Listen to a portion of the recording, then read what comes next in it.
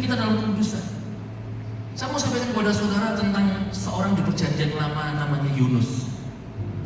Yunus ini hidup di dalam rencana Tuhan.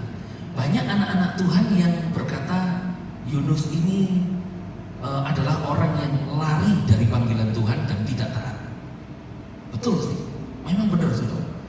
Dia dipilih Tuhan untuk mendapatkan firman, dan dia dipilih oleh Tuhan untuk menyelamatkan Niniwe dengan menyampaikan kabar baik di Niniwe. Nah, kekristenan mendengar bahwa dia tidak taat, lari. Apakah benar demikian? Dan apa yang sedang terjadi kepada Yunus, saudara? Apa yang sedang terjadi? Nah, mari kita melihat Yunus ini apakah melarikan dari janji Tuhan, melarikan diri dari rencana Tuhan. Mari kita lihat kebenarannya.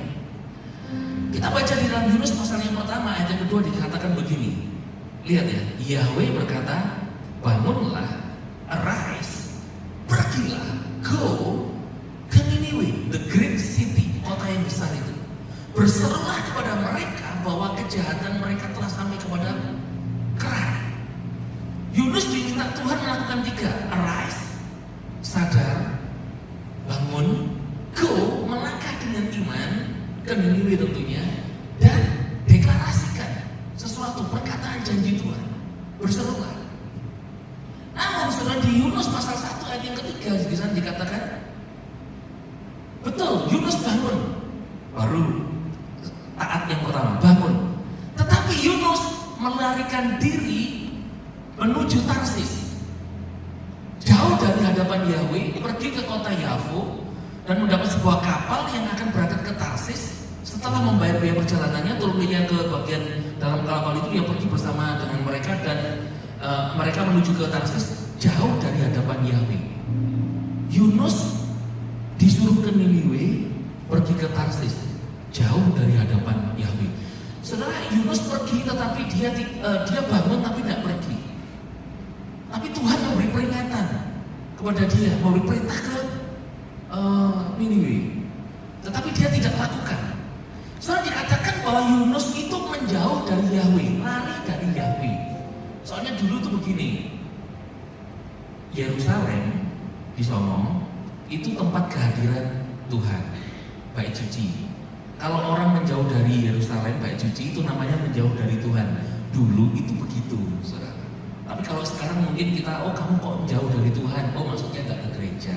Kamu kok menjauh dari Tuhan? Oh maksudnya kok nggak beribadah lagi. Kalau sekarang kan maksudnya begitu. Nah, Yunus demikian. Nah, apakah Yunus lari menjauh dari rencana Tuhan?